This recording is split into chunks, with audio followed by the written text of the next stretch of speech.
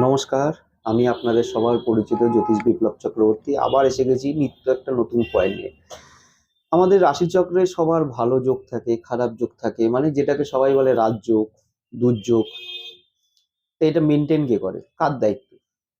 তাই চলুন, যদি ভিডিওটা ভালো লাগে একটুখানি লাইক করে দেবেন, একটু শেয়ার করে দেবেন, আর একটুখানি কমেন্টস করে দেবেন। তাহলে আমাদের রাশিচক্রে এই রাজযোগটা মহারাজযোগে পরিণত হয়, দুর্যোগটা মহা দুর্যোগে পরিণত হয়। মেনটেন করে হচ্ছে দশম ভাবে। যদি কোনো গ্রহ বসে থাকে আপনার, সে ওটাকে মেনটেন করবে। কেন?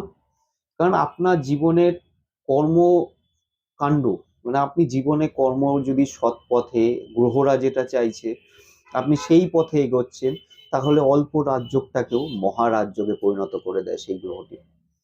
আর যদি গ্রহরা যেটা চাইছে আপনি তার উল্টো পথে যাচ্ছেন, কি ধর্মপথে থাকছেন না, কি আপনি একটা আপনার কর্মকাণ্ড একটু অন্যভাবে চলছে, তাহলে অল্প দুর্যোগ থাকুক সেই গ্রহটি কিন্তু মহা দুর্যোগে পরিণত করে দেয়।